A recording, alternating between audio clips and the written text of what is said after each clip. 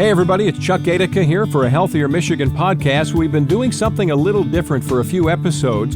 We were recently invited up to the Mackinac Policy Conference up on Mackinac Island, so I got to go with the Blue Cross team, and we had a great opportunity to talk to some of the attendees about their own personal health and wellness journeys, and then find out how some of them are actually impacting health initiatives right in their own backyard.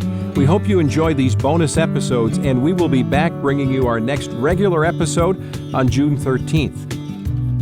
On today's bonus episode, we'll be talking with the President and Chief Executive Officer of CMS Energy and its principal subsidiary, Consumers Energy, Patty Poppe, President of the Small Business Association of Michigan, Brian Calley, Senior Vice President over Public Affairs and Communications of Michigan Health and Hospitals Association, Ruthie Sudderth, and the President and CEO of Alzheimer's Association Greater Michigan Chapter, Jennifer Leppard.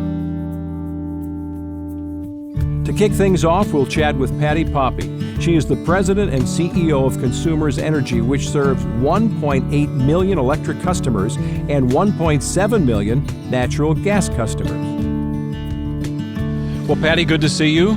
Nice to be with you, Chuck. What a treat. Well, actually, we've had delightful weather. Everybody seems to think they need to tell me that this has been the nicest stretch of 3 or 4 days of weather. And I'm like, yeah, it's okay. It's good. Well, I've been telling people as a utility executive, I get 2 tickets with Mother Nature, and I used them for these 2 days. Perfect. That's the conference chair I thought was important. And since I don't have to do a repeat performance, I'm just sticking to that. So why is this conference important to you and your team? Because you're represented well here. You know, Consumers Energy's success and well-being is directly linked to the success and well-being of Michigan.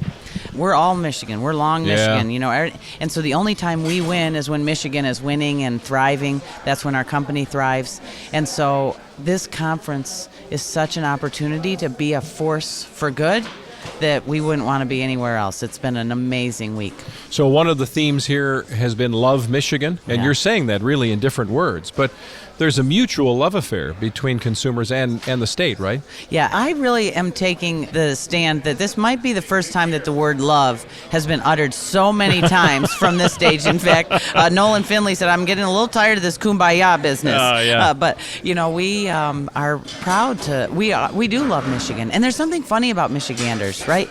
We do love Michigan. We're kind of crazy about it because it's so special and so beautiful, and we treasure it as much as everybody else. You know, there are only, I think, 2 states in America, Michigan, maybe Minnesota, where you say, I'm going up north. So I think people in Michigan tend to embrace more fully the whole state. Even if you only go up north or downstate once a year, I think we tend to think of the whole state as our state, where when I grew up in Chicago, I never really thought of Springfield as a place, you know. Right. I would go hang out, I'm not you know going what I mean? downstate. Yeah, it wasn't the same. Yeah. So this is just different. It is different and just so beautiful. Yeah. And, you know, and I know how much Blue Cross cares about the well-being of our citizens, and our version of that is caring for the environment and these natural resources that we all love so much. Yeah. So what are the things you love about Michigan? Like how do you get involved in things, even in the outdoors? What do you love about the state? Yeah, well, personally? I live on one of those beautiful inland lakes down out in Jackson County. In fact, my husband and I celebrated our 25th wedding anniversary a couple weeks Congrats. ago. And he said, where do you want to have dinner? I said, at the end of the dock. Yeah. And there's no place more beautiful. We get a gorgeous sunset every night. My blood pressure drops when I pull in the driveway. And so I just think Michigan has a multitude of treasures, but there's no doubt clean water is a big part of that. Do you get out and use it? Are you a kayaker, or what do you do? Oh, yes, we're water skiers. Are you? Yeah, we're old you? school.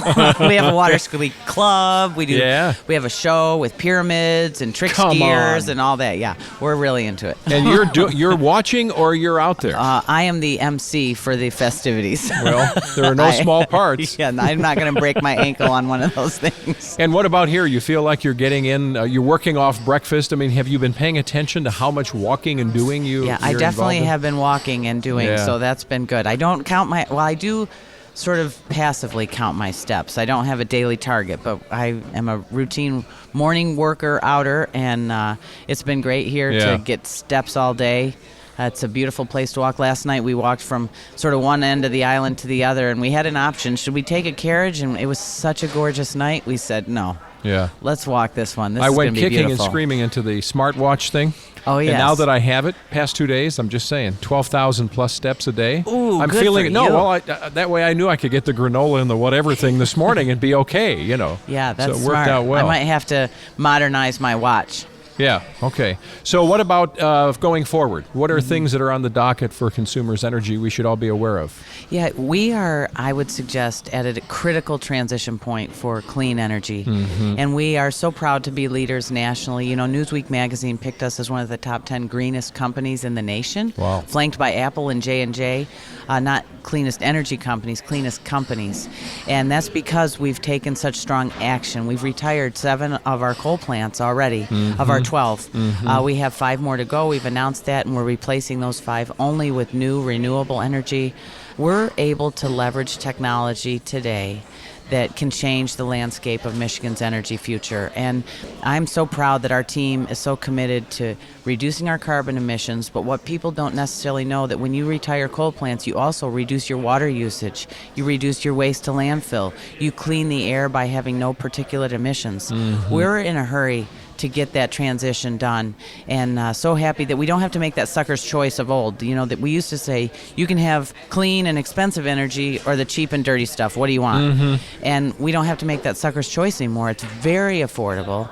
Clean energy is actually more affordable, so we don't have to choose. We can have affordable and clean energy. We call that our clean and lean energy future for Michigan, and we're so proud to be leading that process. See, just preceding you a few minutes ago was the head of the DNR. So when you talk about getting out and enjoying, here we are in the centennial year, 100-year anniversary of our parks in Michigan. Clean environment is top of mind for everybody who wants to get out, go for Yes, a walk it or is. hike or whatever. And we have 13 hydro facilities, so that creates these beautiful water, it's water-fueled energy, emission-free, and it creates some great canoeing and kayaking and some beautiful riverways all across the state. It's a beautiful network, and people really do take advantage of that. We feel good about being able to provide that kind of environment, too. Well, you should. So a lot of good things going on, including the anniversary. Yeah, So, 25 years. That's pretty good. yeah, it's I feel like- good about that. I'm going on 38 this year. Oh, My God. wife keeps coming home for dinner, so I know I'm doing something okay. So That's pretty good, Pretty yeah. soon it'll be another big year, so we're That's good. nice. Yeah. Well, it's so nice to meet you. Thank you. Nice to meet you, too. And thanks for all you're doing for our state. Well, we love Michigan, and I know you do too, Guy, and it's just a pleasure to be with Yeah. you. Good to see you. Thanks. Thank you. Next up is Brian Calley. Formerly, he was the Lieutenant Governor of Michigan, serving alongside Governor Snyder. And in his current role, he is the President of Small Business Association of Michigan.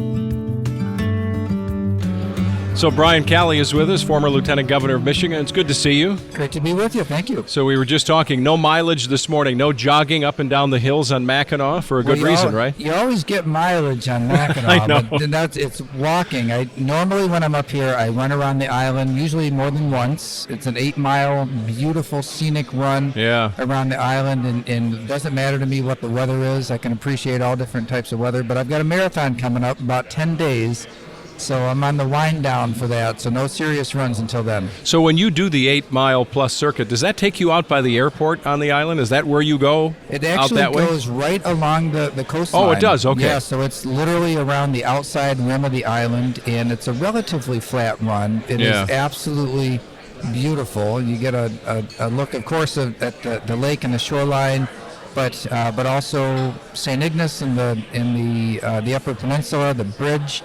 And the way that I run it, and you come around and see the bridge and back, and the Grand Hotel is up on your left. It's a beautiful run. Yeah, I got about 12,000 steps in yesterday.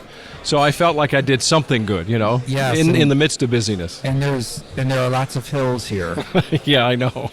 It's good, though. So now you move on to something new, Small Business Association of Michigan. And I know that I heard somebody call this the Super Bowl of Schmoozerama, right? But your job now is to represent small businesses all across Michigan. Tell us about that and how the transition has gone in your life. We have at the Small Business Association of Michigan almost 27,000 members, and they're from every industry that you can think of. Mm-hmm. To be a part of SBAM, you just need to be small. It doesn't matter what industry that you're in. And so the small businesses really are huge for the Michigan economy. It makes up about 52% of the workforce are from firms that have fewer than 100 employees. I mean, this is really a powerhouse in Michigan, and so it's an honor to represent them. When I first started out my career, I was in banking. I did small business lending, and then I worked a lot on policies that made a difference for entrepreneurs and small business when I was in the legislature and the governor's office. And now it's kind of full circle to head up this association and to really work with small businesses and helping them to be successful. And connecting the dots with this podcast, that's got to be an interesting role for you, because how many small business people are worried or thinking at least about good health insurance? I mean, all kinds of ideas that are going through their heads, right? Healthcare is one of the most important issues, and we actually at the Small Business Association of Michigan enjoy a very strong partnership with Blue Cross Blue Shield in providing affordable health care to our members. And that partnership is one that goes way, way back, and it's one of the most important things that we do. But this is something that's always on the minds of our members. It is something that our small businesses really struggle with. Yeah. And making sure that they're attracting. If you want to attract the best talent, you have to provide the best benefits. And so for the small companies to compete with the bigger companies, they have to find those solutions to offer the benefits that people expect today. So let's talk about you, your family, 3 children, right? So That's are right. you, when Dad is a guy who will just grab his shoes and shorts and a T-shirt and do 8.2 miles, is that inspiration to kids, or do they come with you? Like, how does that influence your family's life? Well, they don't come with me on the runs, but my youngest daughter, who I taught to ride a bike right here on Mackinac Island a few years ago, we've taken to, I'll run and she'll ride the bike alongside me, which is really nice. I love to run. I'm a social runner. I love to run with other people. There's nobody else in my family that runs the type of distances that I run, but my daughter now taking up biking. It's been a great partnership. Yeah, and what about the other kids? What sports? I mean, what are they doing for fitness? Yeah, they're all really engaged and really active. My son is mainly in marching band and jazz band, and he's got a little side band that he has too. But so he's really involved in music, but he also runs track and field and traditionally cross country as well.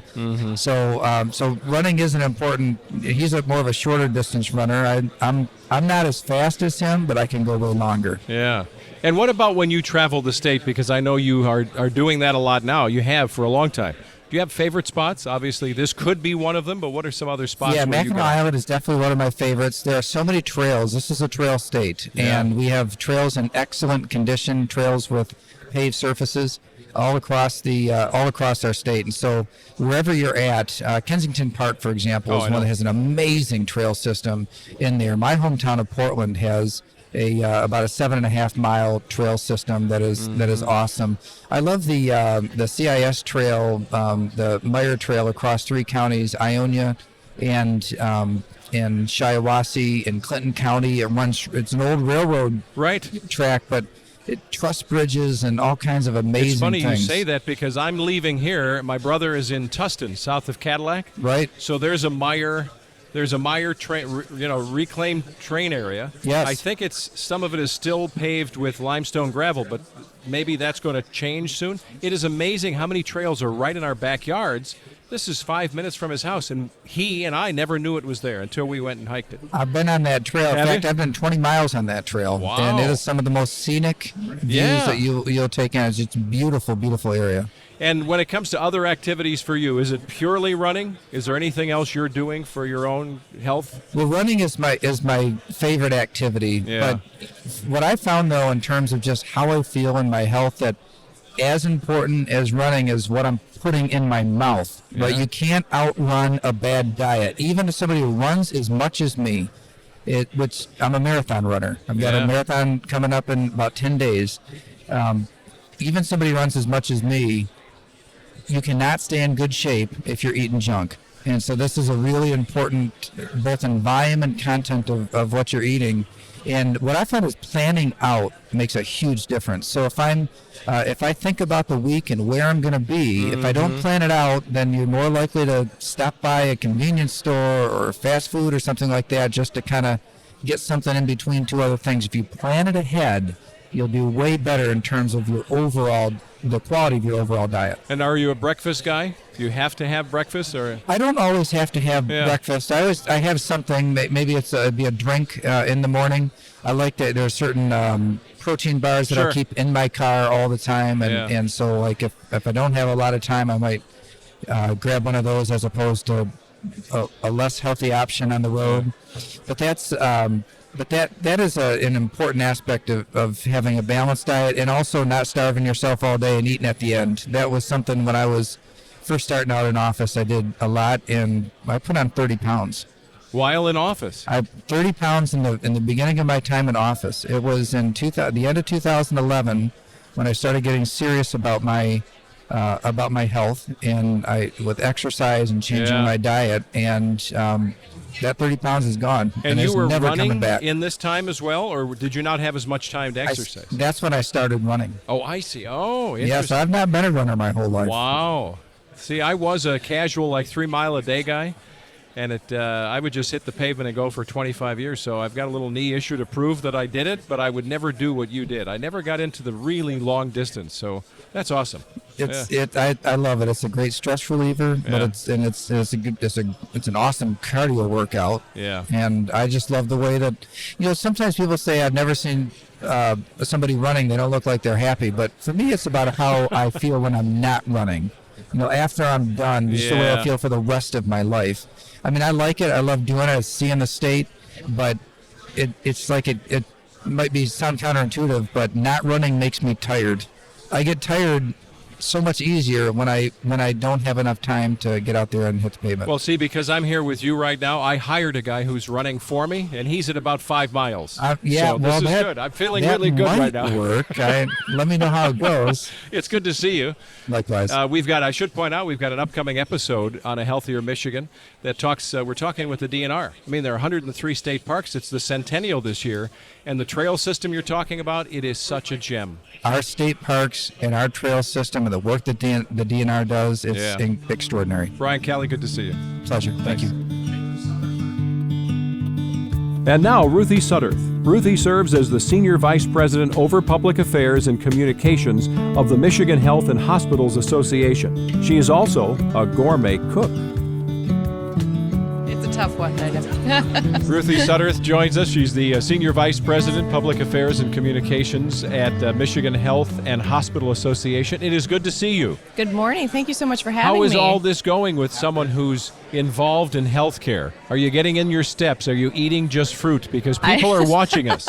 I'm very glad to see the fruit and the yogurt on the breakfast bar, because there are a lot of treats available throughout the day. So it's nice to have healthy options. That's really important. So tell us about some of the work with the Michigan Health and Hospitals Association. So the MHA is in its 100th year this year, Wow. So happy birthday to us. We're proud of that, and have had a lot of decades of partnership with the Blues as well, so we appreciate chatting with you this morning. The biggest change at the MHA in the last couple decades has really been that shift to focusing on advocacy and clinical issues, to really starting to look at the health of our communities and how can we be a partner in improving the health of residents across Michigan.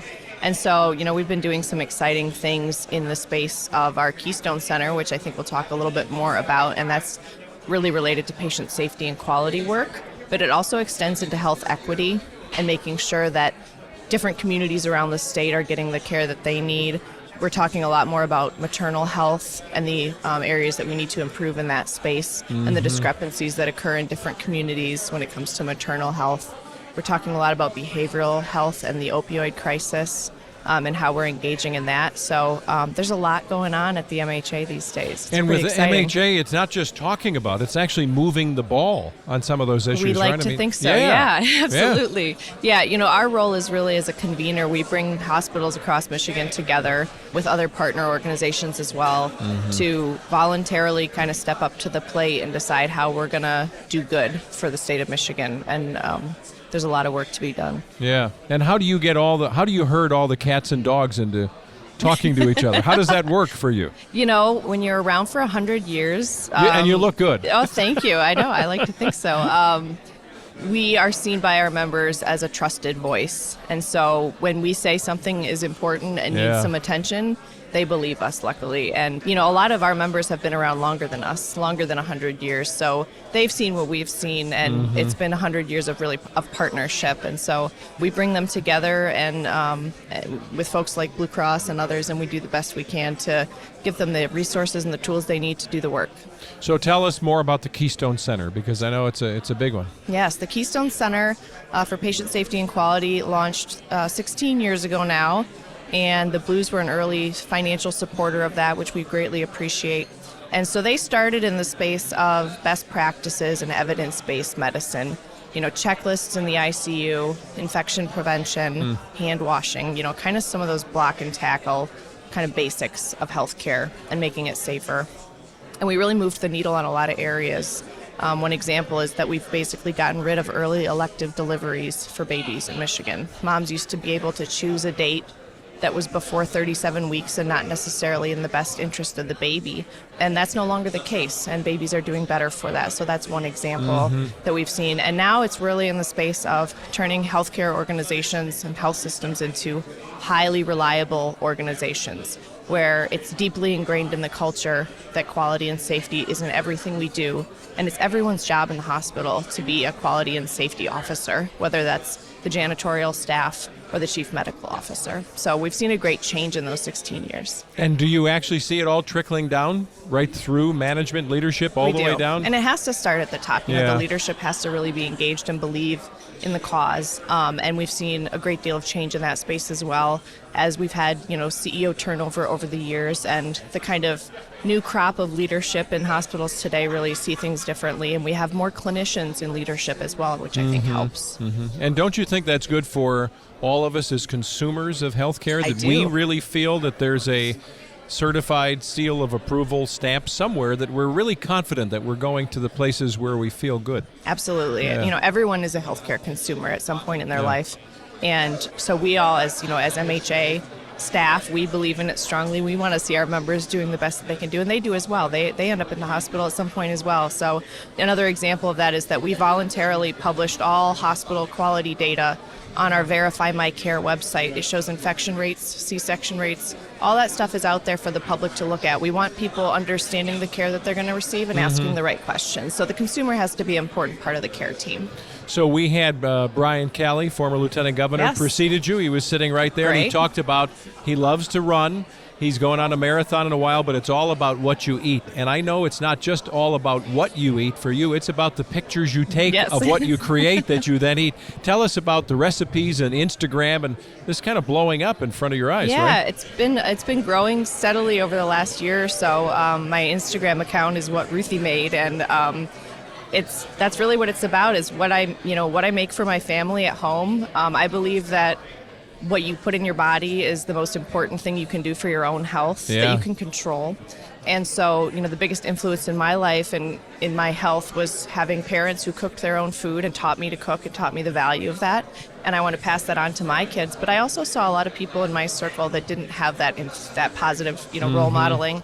And so I thought, maybe I can be that person for them, and maybe I can share my recipes and my photos and help inspire them to make healthy choices. And so what are some of your favorites that are also healthy? Taco Tuesday is my probably all-time favorite, but I try Ground to do turkey? Healthy versions of that. And so I think my go-to has really been these healthy kind of burrito bowls where you pull stuff together that you've got in the fridge. And I love to use, frozen rice cauliflower or frozen rice, and I'm a busy mom, and so I like to find shortcuts that are still healthy. Make some protein at the beginning of the week and have it in there, and throw together a burrito bowl, and there you go. Do you know that we are probably serving more cauliflower itself, just cutting it up, a little dash of olive oil and then a little Parmesan cheese, and throw it in the oven and bring it up. Isn't it delicious? It is the best with almost anything. Yes. There's nothing we've made it with that I didn't think that was a perfect addition. Yeah, roasted anything is a winner in my book. Yeah. Brown equals flavor. So, adding that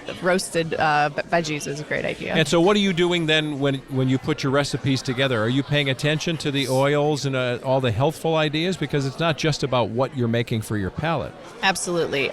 I've become I don't like to follow recipes as much. I'm not really a baker, but I have started measuring the things that I put into my recipes so that I can tell people, how much oil to use, the healthier oil options, healthier fats, and so that's become important to me as well. So as a busy mom, what are your fast go-to meals? Do you have an Instant Pot yet? I do. I got one for Christmas, and Aren't I they love awesome? it. I was afraid to use it for a while. I was afraid it was going to explode, but it turns out it's safe.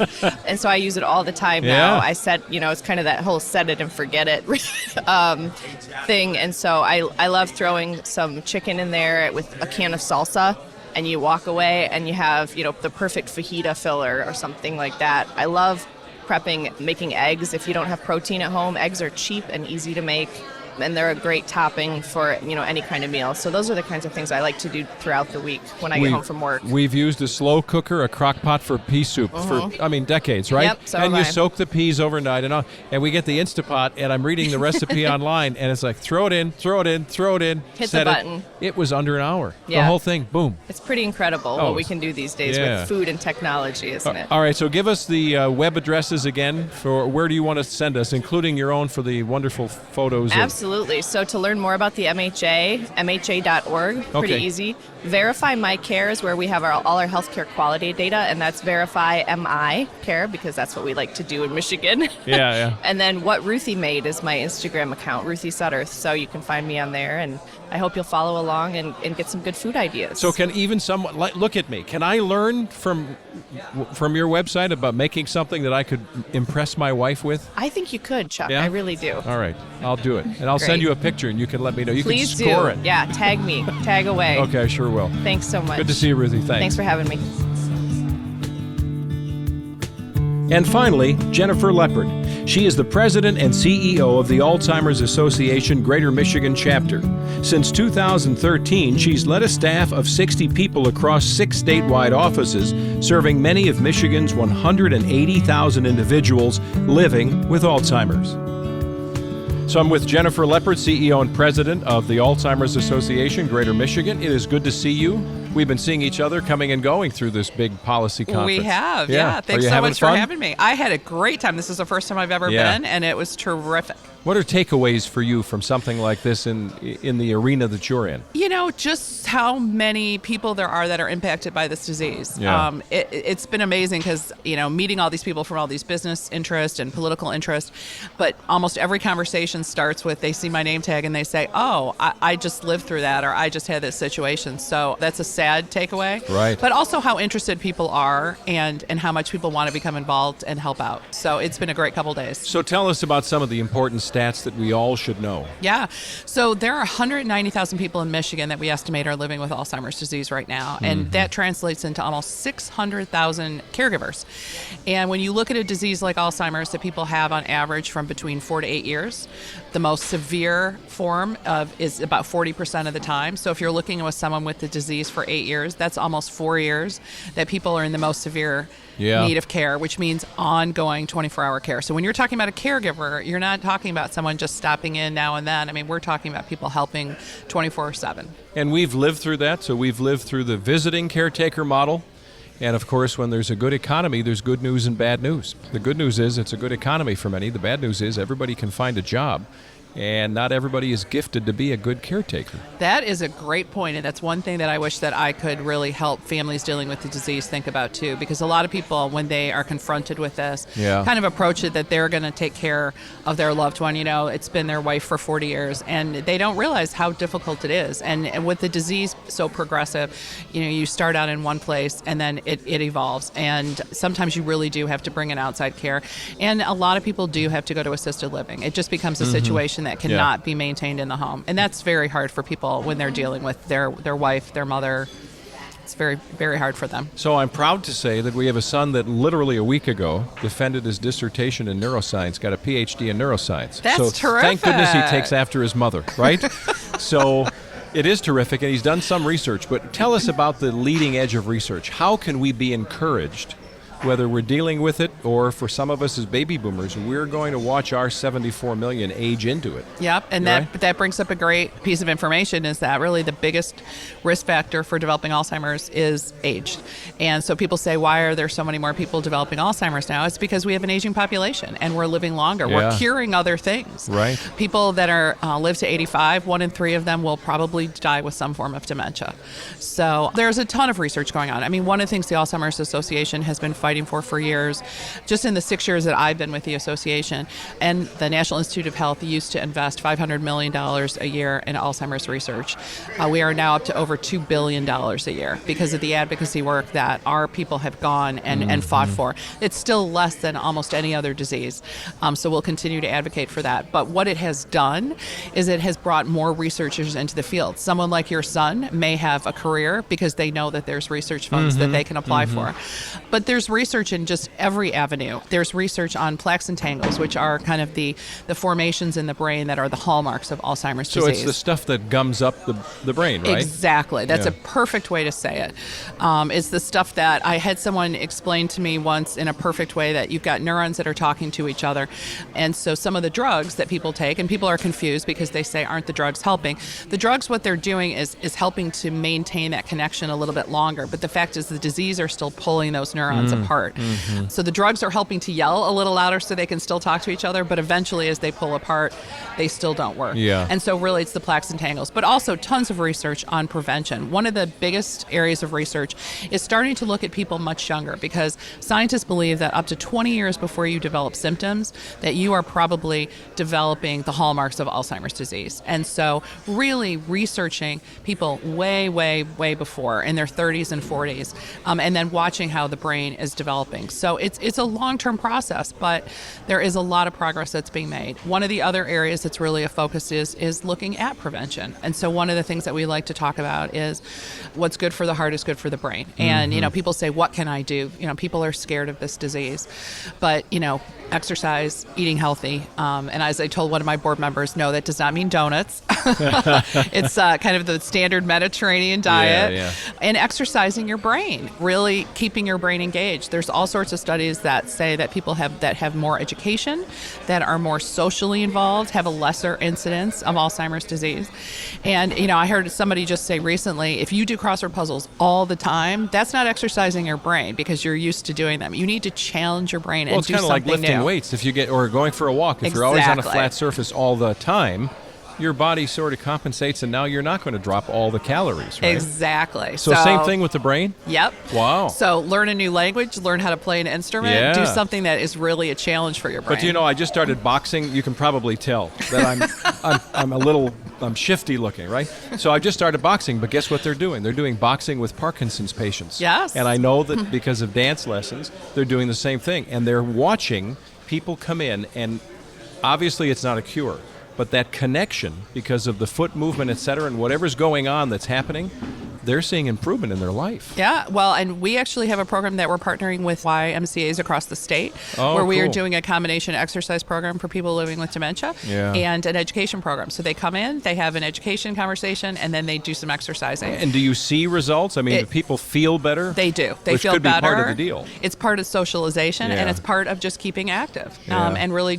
keeping their strength up. So, there's so many things. Another interesting thing that people really, really respond to, and I don't know if you have had a chance to see the Glenn Campbell movie. It's a terrific movie, but the connection with music. I mean, you can have people that are non-communicative, and you play music that is from their era, and they will know those lyrics, and they will. It's almost like a calming effect for many of them. Yeah, we've just gone through this journey with my mom, as you and I talked about off mic, and it was a 5.5-year process that we know of from diagnoses, right? So much of what you're saying, for her, Patsy Cline, genres that are unrelated, and polkas. We could dance, and she could remember words to songs like it was yesterday, right? And then there were other things that not so much. But it's an interesting journey for a lot of us, and the caregiver part is so big. We've got to talk to you more when we have a lot more time, because caregivers, think of it, if we've got that many people touched personally by Alzheimer's, that it's affecting them, how many caretakers around them? And then that question of, are you taking care of yourself? And I'm so glad you brought that up because it is a huge issue. I mean, we see caregivers all the time that really are making themselves sick because they are so well-intentioned. They want to care for their loved one. It's just an impossible journey. And so we really need caregivers just to step back and say, what do I need to do for myself and what do I need to bring in? And that's one of the reasons that the Alzheimer's Association offers the care and support services that we have. You know, one thing that we tell, one of our best services is the 24/7 helpline, which is 1-800-272-3900. You can call it 24/7 and you can call to ask a question. You can call to ask to be referred to services. And you can just call and say, I'm losing my mind. What should I do? Yeah. And, you know, sometimes even just having that outlet. And we also have care counselors that meet with families to talk about planning. We have education and support groups for people in early stages, in mid stages, in the caregivers. And they're run by volunteers, most of our support groups. And so these are people that have lived the journey and want to be a help to other people. So there are resources. So I've called that number and I've talked to somebody. We've also used your counselors out of Southfield to come speak to our family. Terrific. My mom and dad were in Warren. So I've got firsthand knowledge of exactly the excellence at which you fly. Thank you. So I encourage everybody to call that. But you've encouraged me, especially since this is about health and wellness, to do something. Tell us about the longest day. And I know you've got almost, 24 walks across the state. We do. Right? There's no reason you can't come to a walk. Yeah. We have them everywhere. So Longest Day is our first event that's coming up this year. It's June 21st, which is the summer solstice. We like to describe it as the day with the most light is the day we fight. And really, it's kind of a do-it-yourself engagement fundraiser activity. Okay. So you have an opportunity, you know, let's say your mother loved to raft. Yeah. And, you know, one of the things you could do is organize a rafting event, invite your friends and family, ask them to cool. make a donation. And so we have events going on all over the state. It doesn't have to be on June 21st. It can be anytime. We actually have a gentleman this year who's climbing Mount Kilimanjaro in honor of his wife. Come on. And his goal is to raise about $50,000 doing that. You know, I've climbed Mount Clemens. It's it's a hike. Well, you could do that for Longest It's a place Day. to start, right? So, you know, you can find out about that by going to www.alz.org, and we're happy to talk to you and even help you with some ideas. We had one gentleman one year that did a great event.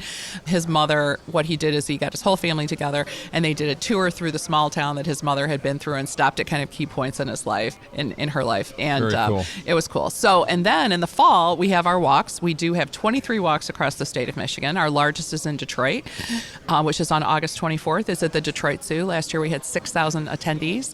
And one of my takeaways from the walk, I'm always at the finish line thanking people for coming out and thanking to raise money. Last year we raised over $800,000 at walk. And the thing that amazes me every year is that people are thanking me. They're thanking me for being able to come and that's great. and have interaction and support with other people. Yeah. Well, it's good to see you. What's the number again so we get it out there? It is 272-3900, 1-800-272-3900, and we'd love to have anybody call that needs anything, and we'll do whatever we can to help you. All right. Well, you had me at hello, so we'll figure out how I can do more than just here between the 2 tin cans and the string. Terrific, Okay? terrific. Good to see you, Thank you Jennifer. so much for having me. Thanks. Thanks for listening to a Healthier Michigan podcast brought to you by Blue Cross Blue Shield of Michigan. If you want to check the show out online, go to ahealthiermichigan.org/podcast. You can get episodes, you can link them, you can forward them around, and you can also leave us a review or a rating on iTunes or Stitcher. To get new episodes on your smartphone or tablet, make sure you subscribe. You can do it at Apple Podcasts, Spotify, or just use your favorite podcast app.